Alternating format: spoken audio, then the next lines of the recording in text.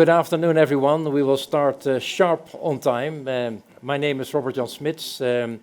I'm the chairman of the board of Naturalis in the Netherlands, and that's a biodiversity research center. At the same time, also a museum of natural history, and I have the pleasure to moderate this session. We have chosen quite a challenging title for this session, Is the Paris Agreement Dead? And there's a number of reasons why we do it. Because, of course, the COP in Belém did not deliver what we expected.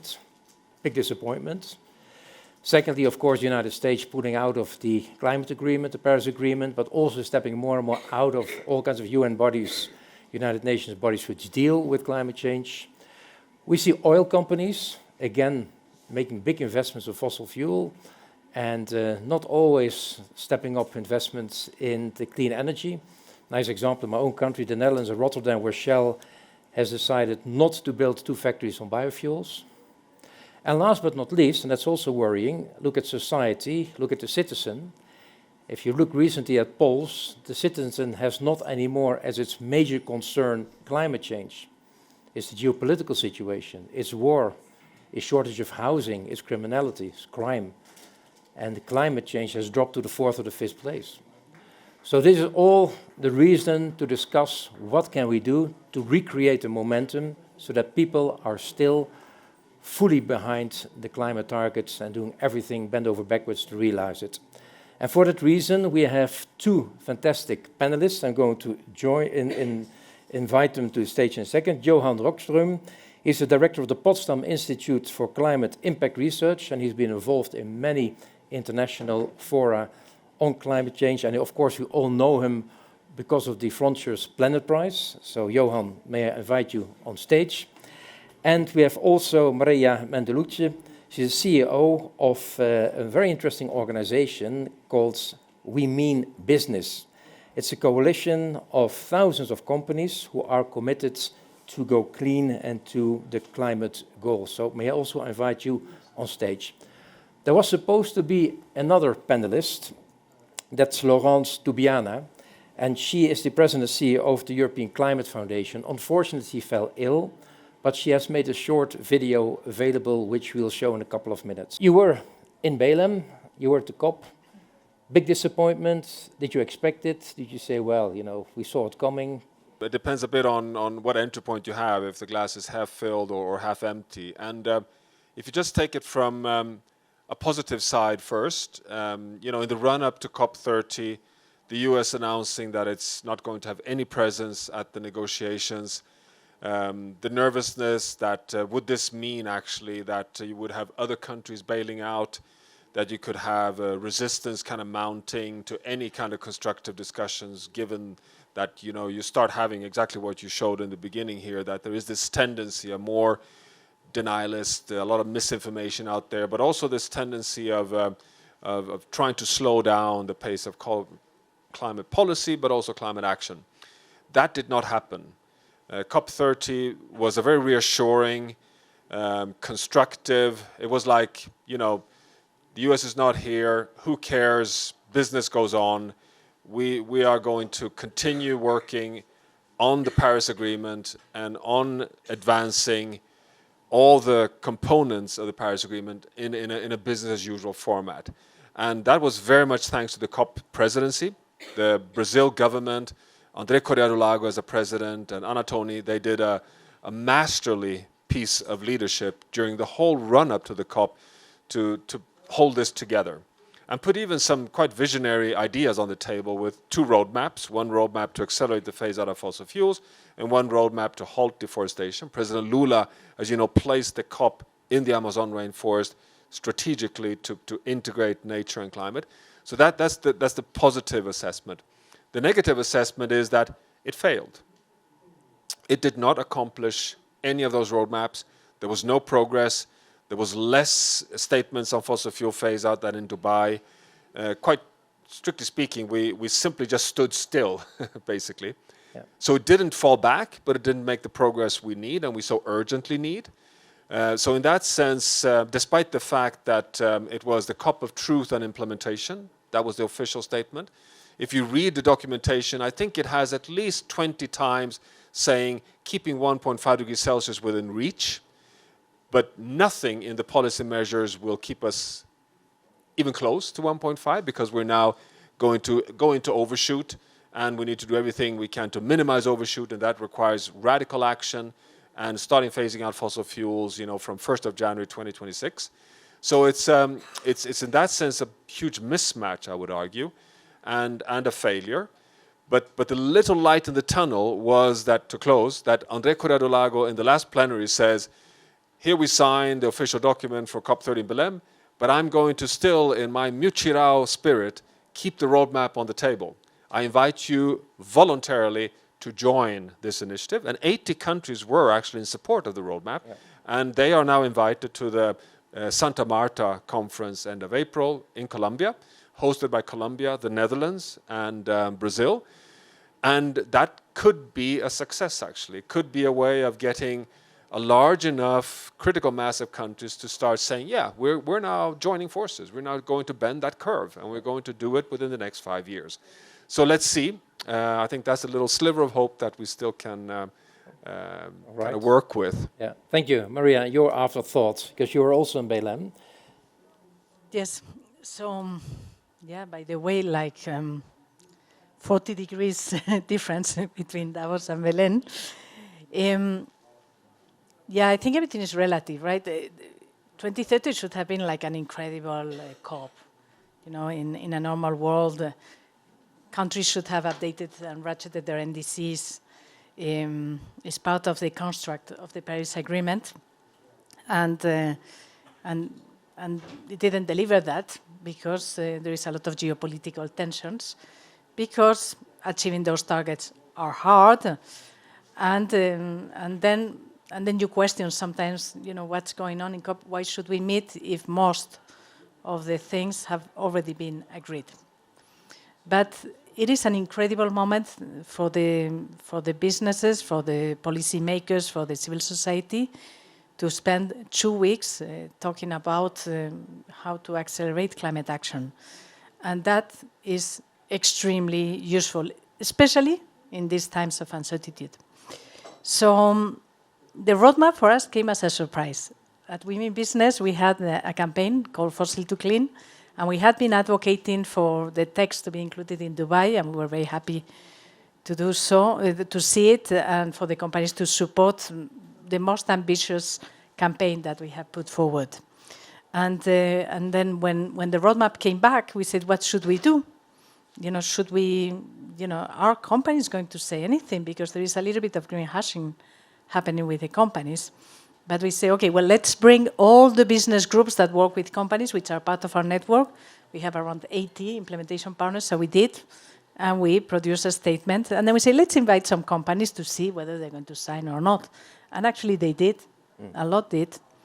Like not massive, but a lot. And to me, it was a bit of fresh air in the sense that we saw the light at the end of the green hashing tunnel. So companies are starting to see that actually they need to speak up because they are invested. They have invested their strategy in decarbonization, and they need to raise their voice. And they are supporting, obviously, to transition from fossil to clean energies, and they had to raise their voice. So that was quite positive. I think, let me leave it there for now. And you heard also a lot of discussion after Belém. A lot of people put into question whether the COP as such is still a good model. The big jamborees. What do you think, Johan? Is that still a good model to carry this important topic forward, or do you say we need to go to a different approach? Has it been saturated now, this model of COPs, on a regular basis, or is it still a model because it still puts everyone around the table? Yeah, and it might sound like an easy and direct question to answer, but the more you reflect on it, you realize that it isn't so easy to answer in a clear way. And let me just share with you a bit of my perspectives here. So 2 years ago, I wrote and signed a letter together with Sandrine Dixon de Clèves, who was then still with the Club of Rome, to the UNFCCC, to Simon Steele, where we laid out quite clearly exactly what María just pointed out, that there's not any more to negotiate in the Paris Agreement text. All the legal text and all the articles are finalized. So strictly speaking, at the 30th COP, we argued that it's perhaps time to celebrate, to say we need no more negotiations. Now we simply need to transition into implementation mode. We should simply deliver on what we have agreed upon through these 30 years of negotiations and get serious on that, and instead focus on accountability, on reporting, and on sharing solutions, and also on the finance. And that was actually taken seriously after a lot of silence, and the UNFCCC has even started a dialogue on COP reform. So strictly speaking, the first part of my answer to your question is that yes, the current COP format has come to the end of its kind of, let's say, efficient function, and that it's not fit for purpose anymore with this structure, and the consensus-based decision-making is clearly not allowing us to move forward as we need. Yeah. Maria, do you agree with that? Yeah, well, I think, yes, I agree with it. I still think that is very valuable. But I think what we saw in Belém is actually there were 80 countries that signed this, to go forward with this roadmap, which is how I see that the COPs will evolve, is to creating the coalition of the willing, to solve certain pockets of problems, and like-minded countries to work together towards achieving something. Because the consensus way, doesn't make no sense. So let's group them. In our view, from the business sector, and I say that very loud and clear in Belém, is that we just need to be a bit more serious. The business sector are going to be the ones implementing all the policies. All these plans are going to deliver emission reductions, right? And to have them on side rooms, like we were really no air conditioning, kind of like not part of the discussions with ministers, with negotiators, is just not very smart. And if we want to progress in these coalitions of the willing, they need to also include the private sector if we want to accelerate action. Now, there is a little bit of the negotiators that have been meeting for 30 years, and so they like to meet amongst themselves. But come on, it's like, we need to solve a problem. This is not about meeting for meeting.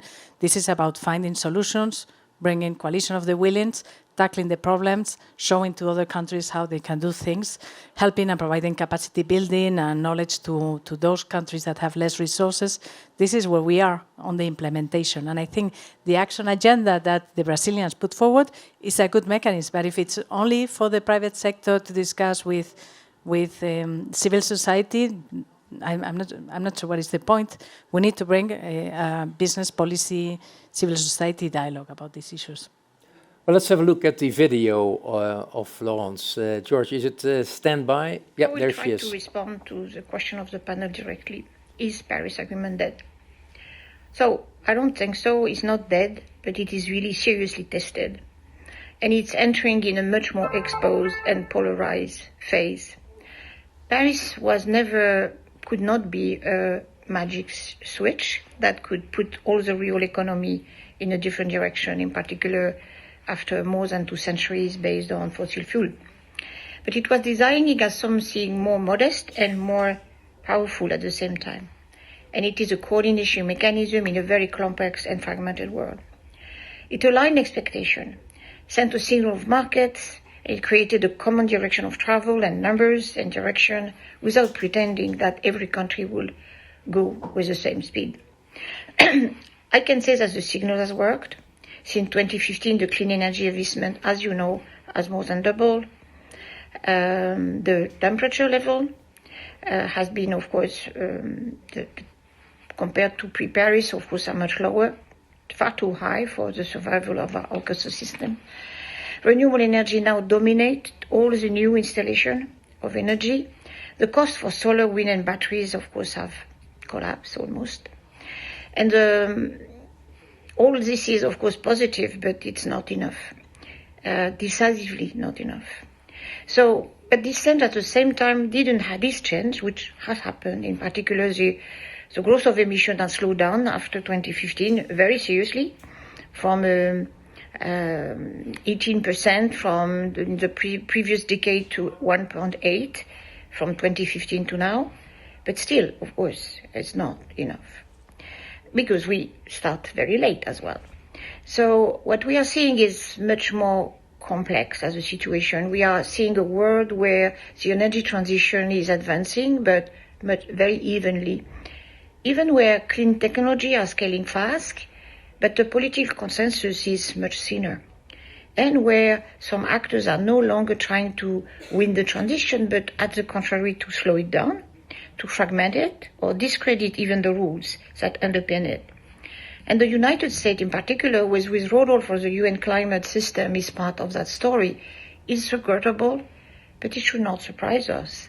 In substance, US policy has already diverged from the logic of collective climate action now for a moment. Clear statements, Johan. The decline of, awareness or need of urgency in society, in politics. I mentioned in my introduction, it's not anymore for the citizen priority number one, climate change. It has dropped to place 4 or 5. As a scientist, what can science do in order to really bring climate change back to the first concern of society? Yeah, and then just before coming to that, in the previous question, I said I had kind of 2 reflections on, and I just want to close that by saying that I'm not suggesting that we don't need COP meetings. I think we do. I totally agree that the kind of big jamborees with over 40,000 people is probably not the way to do it. We need more kind of working sessions, but the world needs to have a place where they can meet together to address this global climate crisis. Yeah. So I'm not questioning that. I just question the structure. Yeah. And I also, as a little challenge to all of us, it's based on consensus-based decision-making. And we've almost been lured to believe that it must be so. But that's not the case. There are no other UN conventions that have consensus-based voting. It's only the UNFCCC. And it has never been decided in the UNFCCC to have that mode. Actually, the COP number 1 in Berlin in 1990 was hosted and chaired by Angela Merkel. And the topic was on the table in plenary, what kind of decision-making mode would they adopt? And they could not agree. So the agenda item was postponed and has for 30 years never been decided upon. So it's still an open question. Yeah. So that just to say that, I think reforming this is a possibility, and one should really work on that. Yeah. But back to your question. And by the way, also, Johan, let's not forget this is one of the few multilateral systems which still is there. Eh? Exactly. I mean, the whole multilateral world is being broken down, and this is one of the few elements. If this also will be broken down, perhaps even for good reasons, there's not a lot left. No, exactly. So now to the question with regard to society. Yeah, so another complex but really important question. I mean, to begin with, I'm not questioning your assessment. I just want everyone to be reminded by the fact that even though, yes, there are these headwinds, you have assaults on science, you have a lot of misinformation, disinformation, and tendencies of lowering the priority on climate action, on kind of individuals' risk assessment, one should remember 2 things. One is that most recent opinion polls show still a remarkably high level of concern among citizens for human-caused climate change. It still is in that level of 60-70%. So it has changed very little if you look at the broad masses of people. And secondly, it's not so surprising that there's a different mix right now when we have so much war going on and so much crazy administrative behavior in the US. So it's not so surprising that this can. I don't think that necessarily means that people are completely turning their back on climate action. I think it means that we are in a very turbulent phase right now, and one simply has to recognize that. And secondly, how do we in science then step up to move this up, because the urgency is in fact there? I'm of the view, and I know that I'm even often considered a bit of a contrarian there. I think we have to raise the volume even more on climate risk, not less. I think we are under-communicating the challenge, not over-communicating it, as often is popular to claim that, oh, don't scare people more with this doomsday information. I think it's exactly the reverse. And there's so many proof points to this, because if you remember during the COVID pandemic, how we were loaded with negative information every day for 2 years, which actually made us understand that, yes, we have a global problem, and yes, we have to do something about it. And if you would walk down the promenade and ask a question, what do you think of 1.5? I can assure you that very few people would know what the hell you're talking about. That's the most important number in the world today. 1.5 degrees Celsius of global mean surface temperature rise is the warmest temperature on Earth over the past 100,000 years. And we're going to breach it within the next 5 years, and it takes us into danger. Isn't that the most important information that everyone should have in their back? They should just be able to be woken up middle of the night and just talk of it as a kind of a religious mantra. And we're not there. And I think that is one responsibility of science. The second responsibility of science, which is also a bit of contrarianism, I think we are confusing the world by, in public, too often having our battles on climate uncertainty. That we are fighting between the Potsdam Institute says that there's a likelihood of a collapse of the AMOC, but the Max Planck Institute says, oh no, there's no evidence of a risk of a collapse of the AMOC. And then we go on like that, and people can lean back and say, well, you know, these scientists can never agree. And I can pick my story, and I'll live in that bubble. And so that kind of, you don't have to be a skeptic to be able to use science as an excuse. We have to teach people about risk. We have to teach people that we'll never have 100% certainty on anything. But it's a question of, are we at an unacceptable risk or not? And for AMOC, for example, we are at an unacceptable risk, even though there is uncertainty. And third and final, I think we should thank Trump for the fact that we are rapidly forced. We were actually starting to do that well before the Trump 2 administration, but we're now really at a mode where we're changing the narrative. That, you know, transitioning away from climate danger, we know today is the winning pathway. It's the pathway to prosperity. It's the pathway towards a modern, attractive, healthy, secure, stable future. And we have been a bit poor in communicating that. We've talked about it a bit, allowing too much of the cost and the sacrifice associated with this transition. It's indeed a challenging transition. We're right at that gauntlet right now, but I think we have to be much better at articulating the winning outcome if we keep on this path. And we have the evidence for that. So that's one of those interdisciplinary scientific endeavors to get more social science and economists to work with the physical scientists. And I think we're getting better at it, but that's also something we must do much more. And we in academia must work much more closely with these people to get that science business story. Yeah. And I think we're getting better at it, and we've been doing quite a lot of that, but we need to do even more. I now turn to these people, because I was very impressed. You've read the number of companies that are in your network association. I mean, there's 15,000 I've read. It's just incredible. Do you see now that there is still a very strong support from these companies for the climate goals, or do you see also under political pressure, the geopolitical tensions, what happens in the States, that they lose interest? Is your membership still growing? Do you have difficulties keeping your current members? Is it a debate? What is the feeling there? Yeah, let me unpack. So Women Business was created in 2014 to bring the positive, forward-looking business voice and action on climate change. Okay, because at the time it was absent. There were a lot of silos and many business groups working on it, but the thing was that it united them. And one of the first things that we did as a coalition is we founded with other partners the Science-Based Targets Initiative that, as you know, it links the company emission reduction targets to the Paris Agreement and the science, and what the science says that it needs to be done, which then turned to be 1.5. And I'm the CEO of Women's Business since 2020.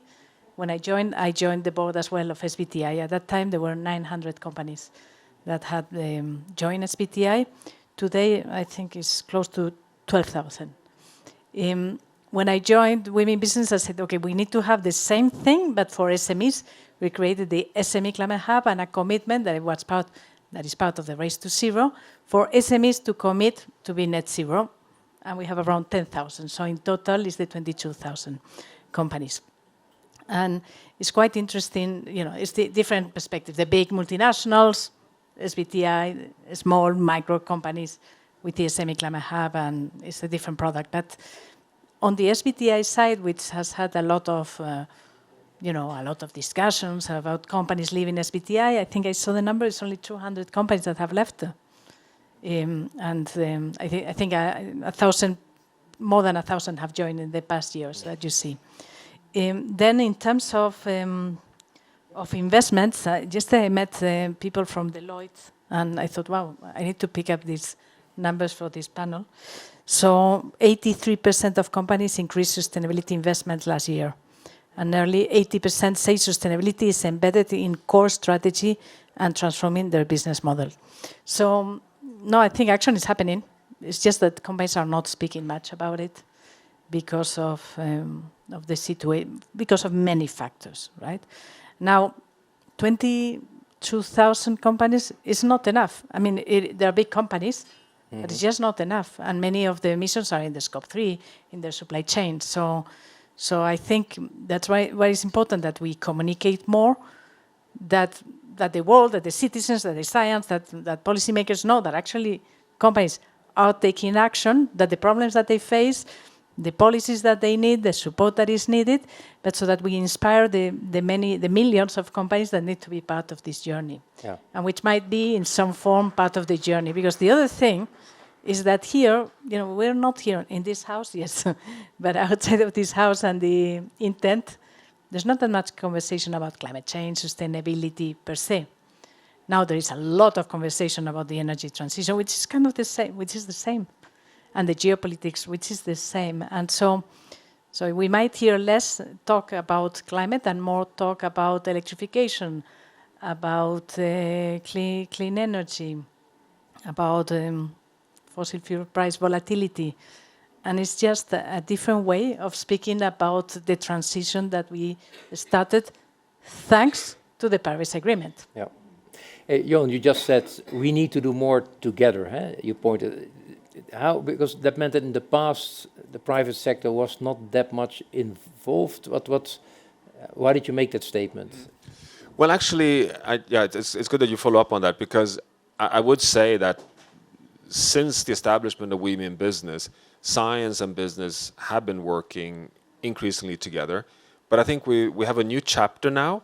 And I think this new chapter is very much, let's say, pushed in a positive way by the pressures we're under right now in terms of urgency, but also in terms of some of the headwinds, that we need to start going public with the evidence that sustainability leads to better profitability. And that can only be done in partnerships between different business sectors and sustainability. And it's quite an exciting moment in that sense, because we have more and more evidence that is true. And we also have more and more CEOs that are willing to step out. But they are, I can almost count them on one hand, at least on big companies. But it's something that I think is really needed. But I think can only be achieved if you have credible science that can assess the hinders, but also the opportunities of actually coming to that, absolute decoupling and moving truly within a prosperous development within the safe operating space. Yeah. It's quite a complex, and I think SBTI is one example of doing that for one of the wedges, but we have many others as well. Yeah. María, do you have success stories where companies are really not afraid to step forward and say, listen, it did not go at the expense of shareholder value? On the contrary, it led to complete new business models. It has increased our profitability. It has strengthened our competitiveness. Do you have champions who really go out there and say it helped us? A lot. Yesterday I was in a dinner, and I don't know Bill Winters, but he happened to sit next to us, which was great. He's the CEO of the bank Standard Chartered, and he said, okay, as a bank. And we don't work that much for banks, so I think it's an interesting story. He said, we look like 10 years ago or whatever, we look at our stakeholders and understood and try to understand what is material to them, okay? And climate change and the impact of climate change on their customers, it's a huge material issue, okay? So then they say, okay, let's put a strategy to address this issue that is important to stakeholders. And he had the shareholders that go with it, stakeholders, shareholders. And so he did. And so he told all the people that he lends money, he said, okay, we're not going to invest anymore on fossil fuels. So if you want to continue with us, you need to shift. And then at that time, he was saying, I am explaining what he said. I might not be super accurate, but that's what I heard. And he said that actually, at the beginning, people were saying, like, you're crazy, they're all going to leave. So it was a huge risk, because it's a massive transformation for a bank to say, I'm not going to give money to fossil fuel industry. But actually, he said that they lost no clients, that they just certain transitioned. pension funds are doing it. They come forward and say, we're not going to invest anymore in the fossil fuel industry. Yeah. So, and then we have incredible cases like IKEA that show how their profit have increased and their emissions have decreased, and how they have used this as a lever also for for their customers and employees. And there are lots of good examples out there. I think that there's barely companies know that they need to do it. One of the things that the science can and must help business is to help them understand the risks that they are sitting in. The biggest, the way, we need to talk about climate change with different narratives in a different way, and insurability is a huge issue, especially in the US. So people are not going to be able to insure their homes, or companies, their companies. And when you cannot insure a house, the price really drops. So it is quite dramatic. And we don't think that companies know enough about the risk that they are sitting in their value chains, in their assets, etc. And so that's, it's not a fun story because it's risk, but it's one that will lead to more action. No? And then on the other hand, of course, business like to talk about opportunities, about growth, etc. Thanks to the Paris Agreement, the policies that went with it, the reduction of cost of clean energy that Laurence spoke about, it means now that the clean technologies are more affordable, are cheaper, etc. So, which makes it an incredible good opportunity. If you couple that with AI, digitalization, etc., the efficiency gains and the competitiveness gains for companies are enormous as well. But you still need also leadership there at the top level, CEOs willing to step in. We see that now the institute, what I just mentioned, Naturalis, where indeed companies are now coming to Naturalis to ask for assessment about their impact on the biodiversity, which is a relatively new thing, because that's something, Johan, which always surprised me, that for a long time biodiversity was not into the game. It was, but now it's more or less become integrated. Why has biodiversity been so much on the side and not being at the core of the whole climate debate? Yeah, well, that is something that we are, I still say, struggling to understand fully. I mean, in general, you're absolutely right. I mean, the climate agenda probably has is 20 years ahead of the biodiversity agenda, to put it in rough numbers. But remember, it was in 1992 at the Rio conference that the three conventions were established at the same time, the same decision, the UNCCD on combating desertification, the Climate Convention, and the CBD on biodiversity. And still it has been living a very secondary life compared to the climate agenda. I think the dominant explanation is essentially the fact that the climate agenda addresses the fundamental parameter that drives economic growth, namely energy. So you have such a strong cross-sector and into the depth of politics and economics so centrally on the UNFCCC, while the UNCBD has had a much longer pathway to make that sink in, that the living biosphere is also an integral part of the economy and fundamentally as important for human well-being. We're getting there. I think that is actually catching up gradually, but it's taken a longer time simply. So I think that is one explanation. And as you all know, one of the dramatic insights, I mean, scientifically that we know today, is also that even if we would phase out fossil fuels, let's assume that we would, succeed magically to get a zero carbon economy within the next 20 years, we would still fail on the Paris Agreement if we do not get it right on biodiversity. So it's like we cannot escape one for the other. We can even argue on the CBD agenda from a climate perspective. if we would wish to. We should not, because there are so many other intrinsic values of biodiversity, but we could. And that's something that just shows how important it is to get these conventions to ramp up in their let's say, impact and action potential. Yeah. We have a couple of minutes left for the audience, because I'm convinced there are people who want to ask questions. But perhaps final answer, the statement was, is the Paris Agreement dead? Yes, no? No. Is the Paris Agreement dead? No. Absolutely not, or no? No, no, and it's going to be with us for a while, right? I hope so. And it's a tricky one. It's not dead, but it's not working. Yeah. So that you could kind of interpret that in different ways. I mean, it is not dead, but it's the best we have, and we have to make it work. But it is so far not delivering. And the reason we know is that it has that legally binding chapeau, which is good. Stay well below 2, aim for 1.5, have science-aligned actions. The articles are there. But then you have this dilemma with this voluntary NDC way of delivering on that. Yeah. And this is the mismatch we're seeing. Absolutely. As I always say, the devil is not in the detail, the devil is in the implementation. All right, questions? Raise your hand if you have a question. Over there. Can you introduce yourself and then ask the question? Yeah, hi, Martin Seeger, University of Exeter. Thank you for comments and agree totally. Wonder if you can just give us your thoughts on the role of climate litigation to drive down emissions. He said Johan. Oh, That's for the scientist, yeah. No, I think climate litigation has a really important role to play. It is rising, as you know, exponentially. We have over 3,000 cases in the world. The dominance of those are actually still in the US. I think the ICJ's International Court of Justice advisory opinion last year was one of the most important accomplishments last year, making it clear that from a the most leading judges' perspective, it doesn't matter if you are in or out of the UNFCCC, you are legally obliged vis-a-vis your citizens to from a purely perspective of civil rights in the world, to avoid dangerous climate change. I think all of this will trigger even more litigation. So I think it's not a solution, but it's definitely a very important complement that can help us on this journey. Other questions? Yes, please.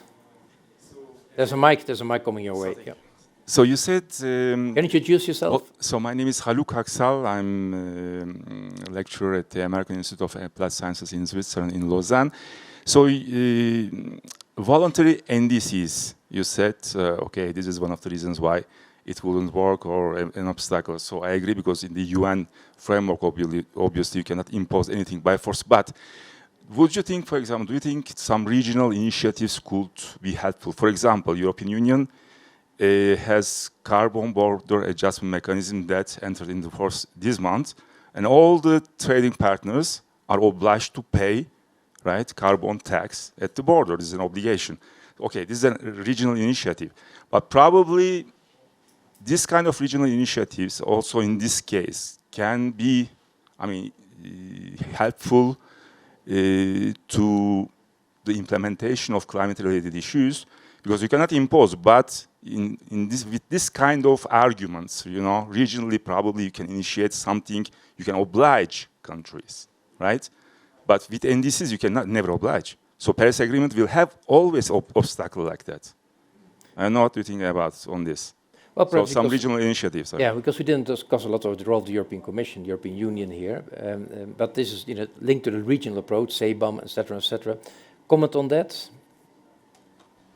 I think CBAM is great, and it's going to, force many countries to set carbon pricing, which actually business really like carbon pricing, because it allows to the market to find efficiencies on reducing. So that's great. I find, yes, I agree with what you say about the voluntary nature of NDCs and the drawbacks of trying to find an agreement with 196 or 7 countries, which is kind of like impossible, right? So I think it's pretty good what we managed to have. I think what I was thinking is actually the market. What is important is that the signal it gives to the market and how the market is developing now solutions, etc., that can accelerate action.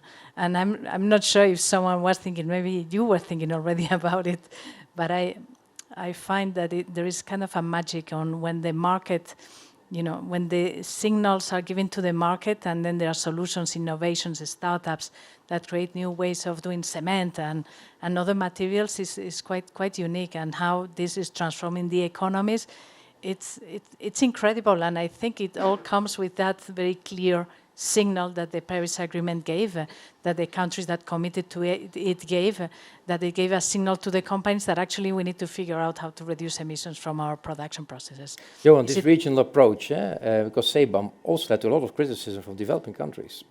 Who said now suddenly, our exports are being hampered for good causes of the Europe. So some reactions to that, because this regional approach, the role of the European Commission is clear, but it has also some side effects, yeah. Yeah, no, but I'm with Maria here. Our assessment at the Potsdam Institute is in our policy research that the CBAM is a necessary, it's a positive and a necessary development. We even assess that with a successful implementation of the CBAM, this will spill over to more domestic carbon pricing in countries that import to the European Union, like India, for example, Indonesia, and so on. But you're right, there is this concern among many of the developing countries that export to Europe that they would be, having difficulties generated by the CBAM. I think that is something that the political leadership in Europe has to sort out, and it is solvable. But definitely, I mean, it's something that one has to bring into the picture. But we do know from years and years of economic research that one of the most efficient policy measures is to put a price on carbon, to start getting the incentives right, to move along the ways that Maria pointed out, because it is actually something that we need to be reminded by. Isn't it quite remarkable that we have so many zero carbon technologies moving along S-curves, despite the fact that we're still subsidizing with $4 to $5 trillion US per year the fossil fuel driven competitors. So it's an unfair competition, and still we're winning. If you just would make a correction of that market failure, you would of course speed up the positive transition even more. Yeah. One more question. Oh my God! Now I see suddenly a lot of hands. You first. Two more questions. Okay, you first, and then you. But short question then. Thank you very much. My name is Victoria Cologna. I'm a group leader at one of the Swiss federal institutes. I have a question on economic growth. Both of you mentioned economic growth as sort of a benefit of climate policy, environmental policy.